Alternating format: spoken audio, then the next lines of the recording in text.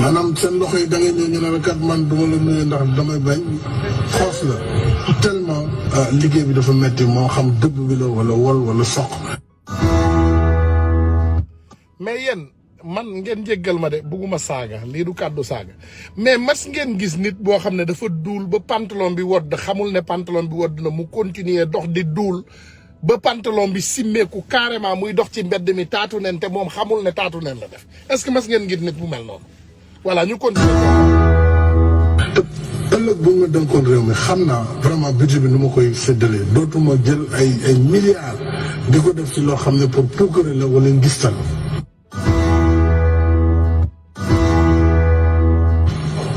waaye dinaa fexe li nga xam ne mooy farata si doomu aadama muy dund gi ñu wàññi njëg yi loolu dana bokk si mesure yi may njëkk a def pour ma Sénégalais yi wóolu ba fal ma. parce que wàññi njëg mu ngi dépendre si taxes yi état bi teg si prix yi te taxes yi naka nga mën a comprendre Mali bële nga xam ne fii la ñu jëlee essence bi def ko si camion dawal ko 1000 kilomètres 1000 kilomètres mu yegg Bamako ñu koy jaay téeméer ak ñaar fukk litre bi Sénégal di jaay téeméer ak juróom-ñett fukk wala juróom-ñett waaw 800 francs 900 francs le litre kon loolu daf lay wane kon ci njëg yi ci gouvernement bi la. ndax gouvernement bi mooy def ay taxes yokk taxes yi parce que li mu soxla si doxalin li mu soxla si ay tukki li mu soxla si jëndi avion li mu soxla si ubbi ay ambassade ci am ay ministère dafa diisaay boo xam ne pour mu mën ko def faaw mu teg lu diis si njëg yi donc loolu la ñuy njëkk a dindi wàññi ni nguur gi doxee diisaay bi pour que alal ji mën a dem ci askan wi ci anam yu gën a sell. mbir mi Sénégal dañu war a leeral coût yi nga xam ne moom la ñuy liggéeyee parce que tey jii loolu mooy problème bi bu fekkee da ngay jël benn kilomètre autoroute wala tali muy jar lu toll si juróom-benn milliard wala ba fukki milliards kooku problème jaru ko si réew yi nga xam ne ay montagnes ñoo fa nekk jaru ko si réew yi am ndox nga xam ne da ngay def pont wala tunnel si suufu ndox mi jàll parce que loolu mooy tax yoon bi cher mais du goudron bi nii rek parce que goudron boo xam ne amul dara lu fi nekk warul jar loolu. kon Sénégal war nañu xaymawaat doxalin bi parce que bu fekkee loo war a jëndee benn nga jëndee ko ñaar fukk liñ ci def du bare tey jii boo demee Ségou ci Mali diggante Bamako ak Mali ak Ségou presque 300 kilomètres la daanaka autoroute boo fa nekk 2 fois 2 voies la mu ngi jar presque 175 milliards nga jël Dakar Diamniadio à peu près 33 kilomètres mu ngi si presque 297 milliards wala 300 milliards xam nga loolu yanuwul maanaam mooy am d'abord gouvernement bu doxal yoon buy doxal yoon ba nga xam ne nit ñi nekk bitim réew am alal bëgg ko doxal fii ci ay entreprise ci industrie ci lu mu mënti doon dana leen leer na bu ñu ñëwee Sénégal kat yoon am na fi la ndax booy xool Barthélemy tey tëj nañ ko mu ngi ci kaso bi nee nañ dafa rey te ñun balaa ñuy gëm loolu ñu gis ko ci ay preuve dañu war a bàyyi yoon doxal yoon maanaam def enquête police nee nañu enquête ba ñu dox dañ ko pëtam-pëtamee ndax mënoo def enquête ay nit daw ñi nga xam ne ñu attaqué dugg si bërëbu BDF demoo perquisitionné defoo dara ba nga da ngay def enquête criminelle loolu yenuwul maanaam non kii du Macky non xam nga Sénégal je vais vous dire une chose yenn saay bu may seetaan Macky Sall man damay wax naa leen ko xam nga je vous l'avais dit nee naa leen dafa am feebaru xel ngeen jéggal ma ko nag voilà du ma tuddati turu feebar bi parce que comme ni ma leen ko waxee dafa sensible dafa am ay doomu aadama yoo xam ne xam nga rek dañu am ay njaboot donc du ma tudd turu feebar di waxi kii mais Macky dafa am feebaru xel en fait donc feebar boobu bu la dalee yenn saa yi da ngay wax ba fàtte sa toogukaay yow léegi Diouf Sarr laa leen di indilaat ci vaccin yi ah. Madame la Présidente, Monsieur le Directeur Général, voilà. distingués délégués, le Sénégal s'associe aux déclarations de ces groupes d'appartenance. Voilà. Je voudrais, monsieur le directeur général, vous exprimer,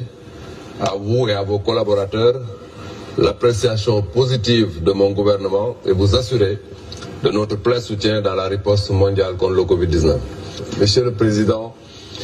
dans la riposte contre le Covid-19, le Sénégal insiste tout particulièrement sur la nécessité d'un accès rapide et sans entrave à des tests diagnostiques, des médicaments et des vaccins de qualité, sûrs, efficaces et abordables, ainsi que des technologies de santé essentielles et leurs composants. La promotion de l'approvisionnement groupé permet de faire face à du vidéo bi soxlawuñu ko parce que bii waxu fi sax nag wax dëgg yàlla loo xam ne sénégalais yi dinañ ko mën a comprendre sénégalais yu bari mënuñoo comprendre lii mais dafa am loo xam ne dinaa leen ko indil léegi dafa am suñu benn kilifa diine li mu wax loolu laa leen bëgg a indil waaw mais duma leen may ci waaju jub ji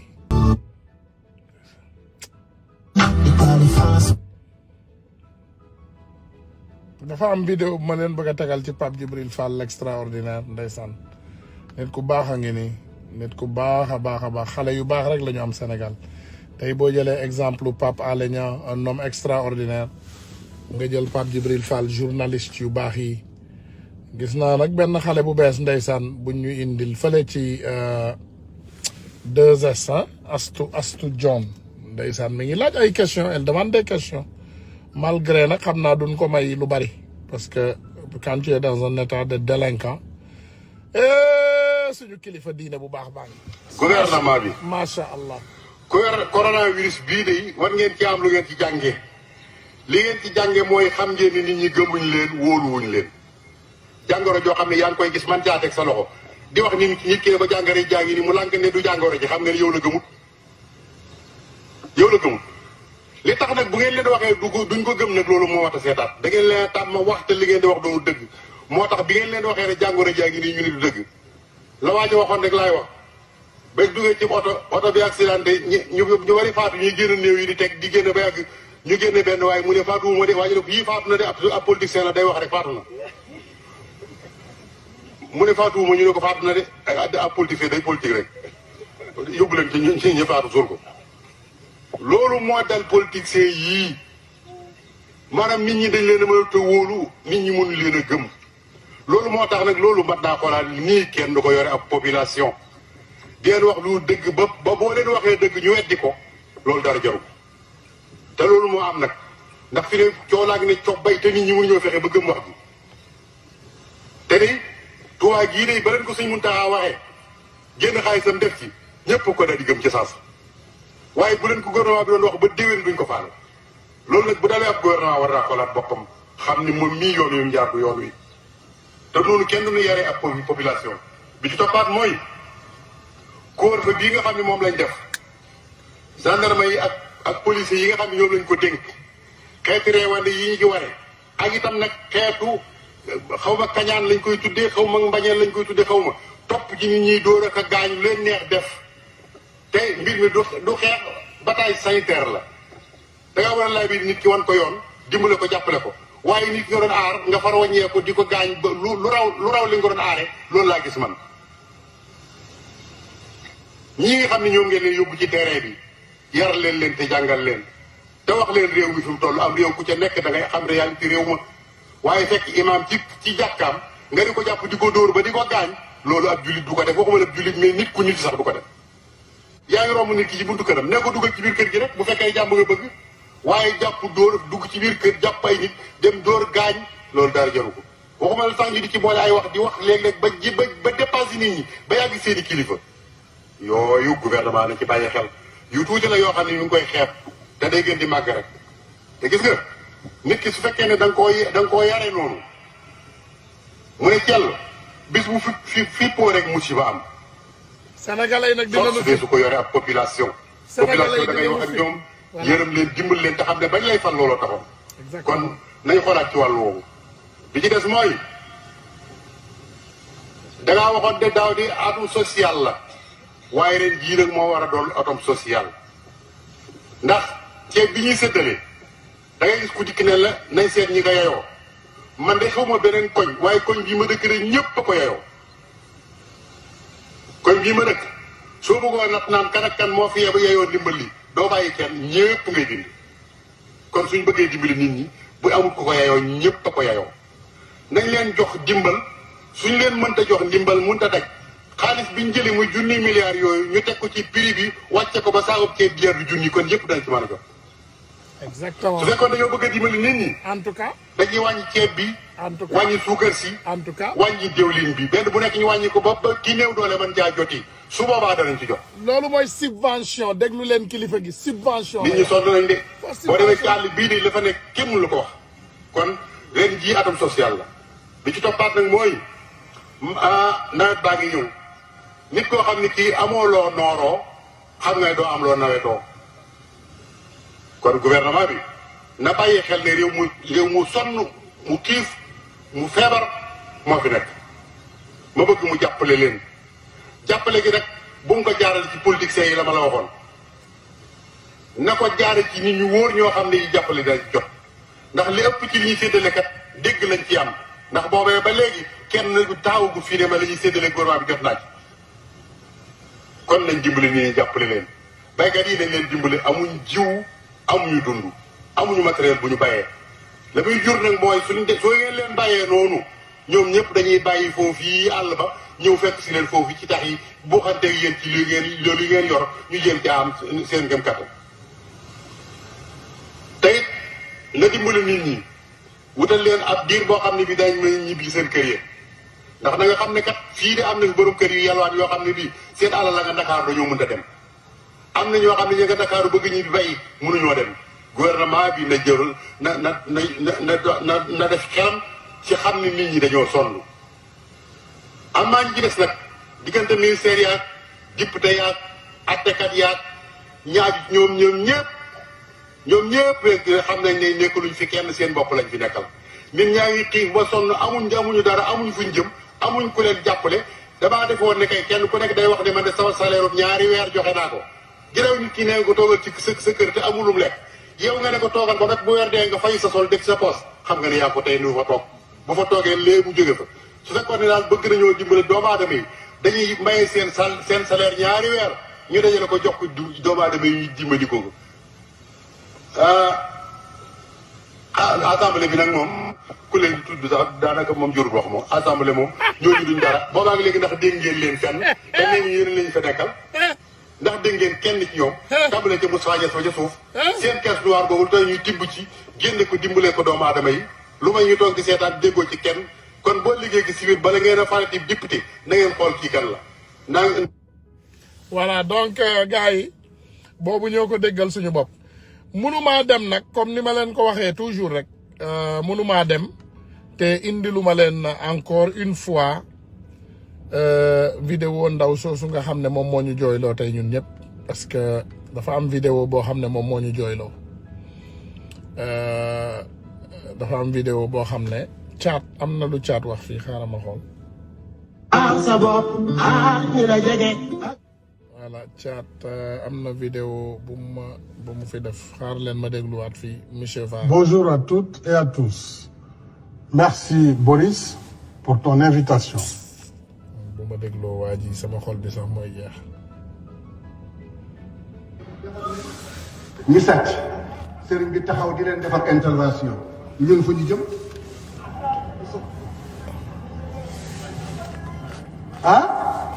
kon ngal la noonu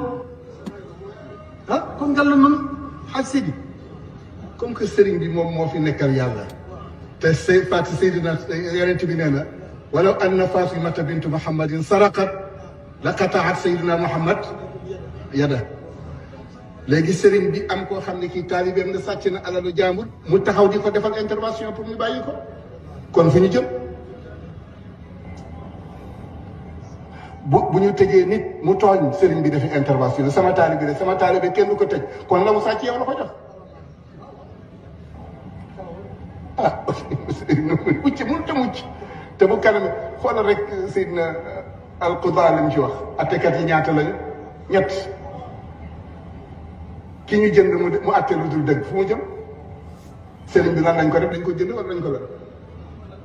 mu bàyyi loolu nit ki kii dafa def lu dul yoon mu bàyyi ko mu dem mais Sénégal du dox ngeen baal ma xam sàcc bu mag mooy fat sàcc bu ndaw sàcc bu mag mooy fat sàcc bu ndaw waaw mooy kon sëriñ si ñooy sàcc yu mag yi non non neexu la wax man mooy li am mooy li am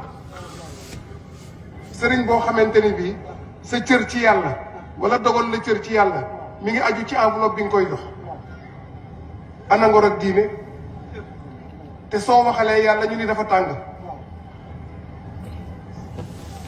nga dem ba aada bëgg la tënk ana yàlla kon te li nga doon wax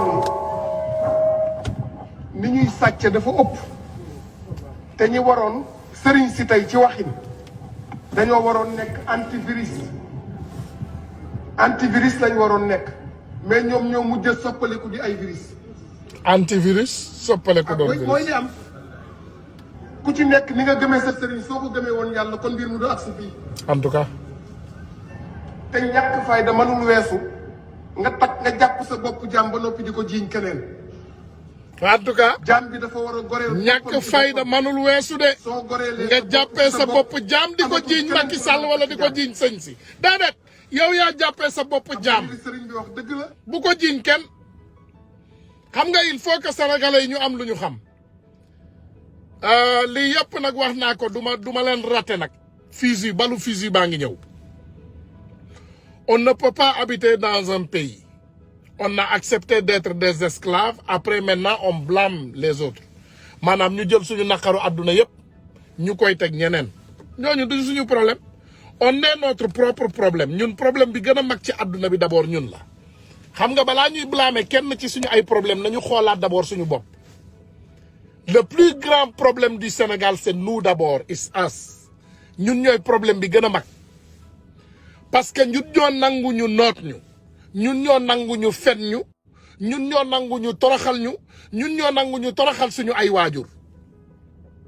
Sénégal képp ku ñu fi toroxal yow yaa ko nangu képp ku ñu fi toroxal sa waajur yow yaa ko nangu képp ku ñu fi wax lu ñaaw yow yaa ko nangu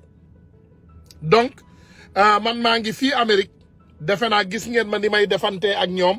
ak nitu Macky Sall yi nekk fii ci Amérique gis ngeen ne damay dal seen kaw bu ñu taxawee damay dugg bu ma amee lu ma wax dama koy wax buñ ma songee damay defante ak ñoom parce que lan tout simplement dama gëm li ma gëm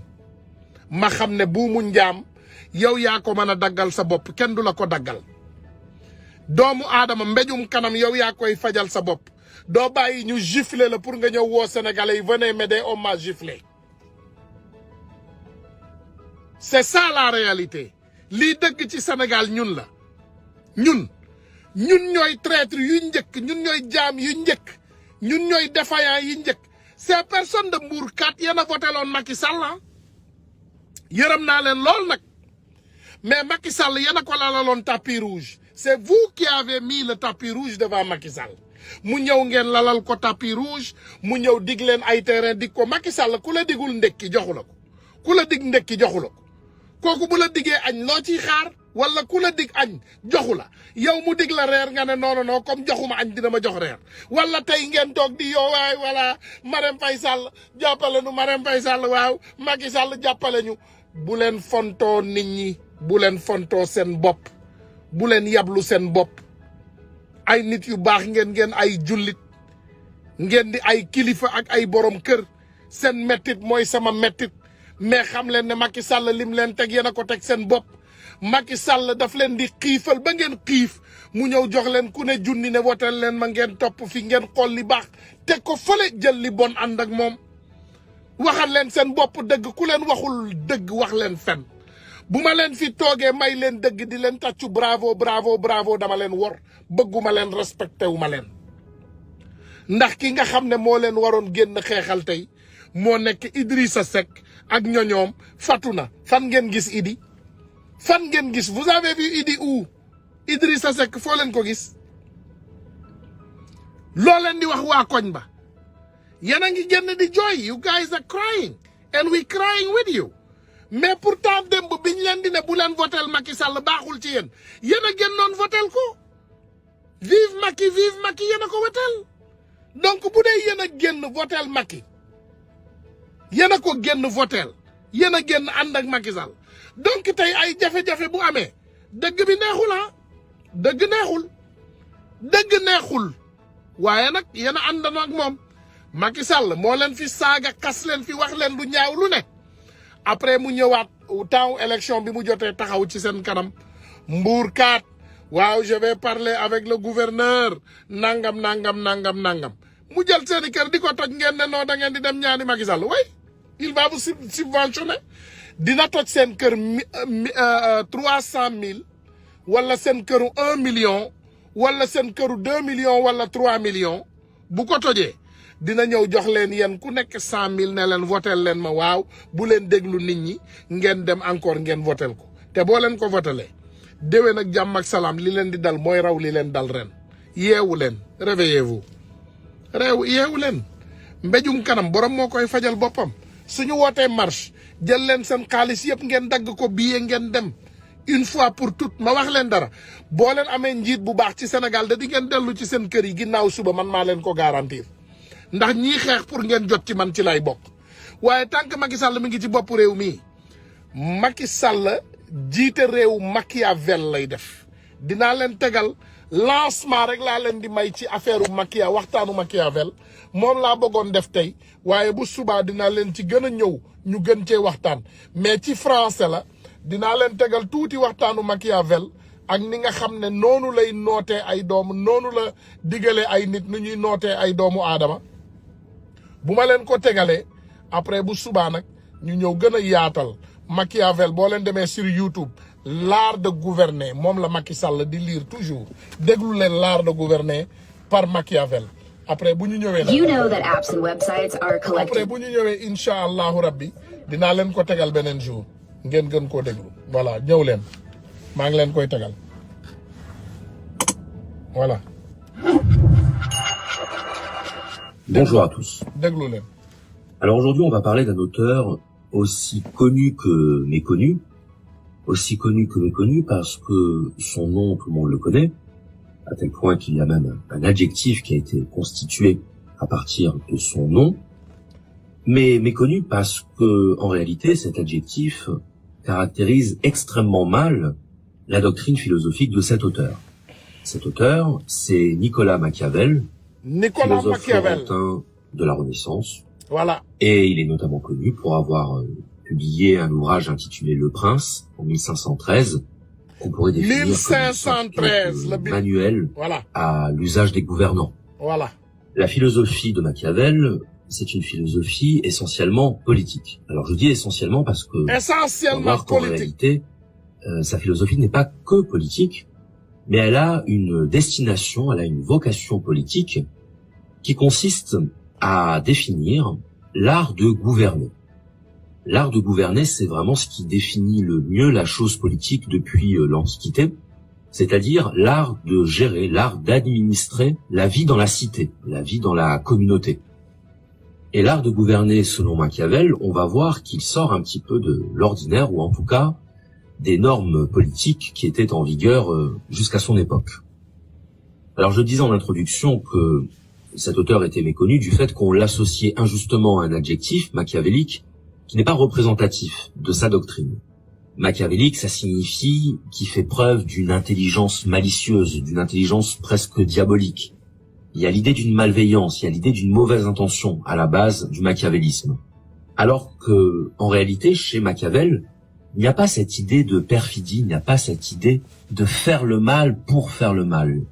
Mais en revanche, il y a cette idée que, parfois, dans certains cas de figure, le mal peut être un instrument pour gouverner le peuple. Le mal peut être utilisé pour conserver le pouvoir. Et on va voir que c'est ça, le but ultime de Machiavel, c'est édifier une science, une technique et un art dont le but va être la conservation du pouvoir. Alors évidemment, je précise, toute ressemblance entre ce qui va être décrit dans cette vidéo et la réalité de la politique contemporaine, bien entendu, ne saurait être que fortuite. Il est évident que la philosophie de Machiavel n'a eu aucune influence sur les gouvernants depuis. li ñuy wax par exemple tey ci viu Machiavel bi incha allahu rabbi dinañu ko jéem a faram-pàcc dinañ leen ko jéem a firil parce que Machiavel maanaam nee nañu benn bindkat la woon bu nekkoon Europe dans les années 1530 maanaam doctrine am mooy dafa doon wax ni ñuy jiitee maanaam ni ñuy nootee doomu aadama pour mën koo jiite. léegi li tax ñu indil leen doctrine bi c'est parce que Macky Sall lii lay lire moom livre Machiavel yi la jël di ko lire di ci njariñ boppam maanaam yenn saa yi ñu ne def ñaawteef sax baax na parce que def ñaawteef boobu ci lii tax nga mën a mate askan bi jàpp leen ci la bokk. donc Macky Sall ci doxalin bii lay dox dinañu ñëw nag firil leen ko ci ay lakk ci wolof incha allah buñ leen ko indilee ci wolof faram-pàccil leen ko leeralal leen ko dina indi yu bari yoo xam ne dina ubbi xelu doomu aadama yi parce que ñun Sénégal on a une population qui est 55 à 60% illettrés maanaam jànguñu dara xamuñu A nii B nii C maanaam abata sa jadda sax xamuñu ko xamuñ dara maanaam am nañu suñu genn wàllu population xamuñu dara ignorance la donc ignorance boobu la Macky Sall di nekk di utiliser contre doomu sénégalais yi tey pour mun leen mate voilà maa ngi jéggalu nag bu baax a baax gars yi bëggoon naa gën a continuer waxtaan bi waaye comme ni ñu leen ko waxee am na ay responsabilité yoo xam ne dañ cee war a jublu donc incha allahu rabbi dinañ leen indilaat vidéo bi à sa totalité dégluloo leen ko ba pare firil leen ko voilà suñu prochain rendez-vous ak yéen mooy audio bi mi ngi sur YouTube waaw audio bi man ngeen ko gis sur YouTube Machiavel l'art de gouverner boo leen demee sur YouTube vous pouvez le voir Machiavel maanaam l'art de gouverner boo leen ko xoolee moom mooy titre li nga xam ne moom mooy live bi bind ñaa ci turu Machiavel voilà boo leen demee rek ngeen gis ko foofu muy l'art de gouverner ndeysaan sama frère bi nag woote na tey ba sonn xaaral ma jël ko benn yoon léegi ñu daal di tàggatoo ngeen jéggal ma ñu ngi jéggal bu baax a baax waaw sama frère bi nag woote na tey ba sonn waaye ma jël ko benn yoon rek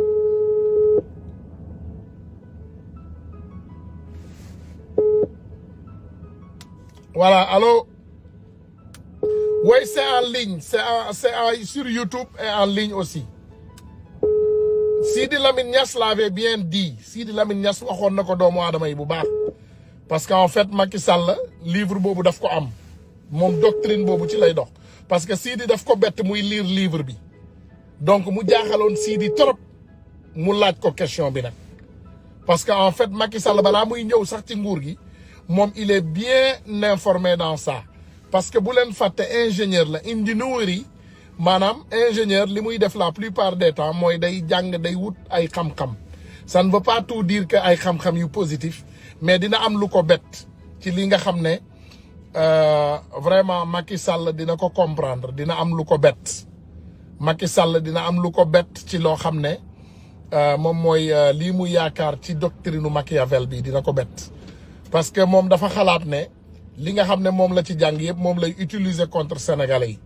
te moom lay njariñoo ba mën a toog ci lii nga xam ne moom mooy pouvoiru Sénégal bi waaye incha allahu rabbi monsieur le président Macky Sall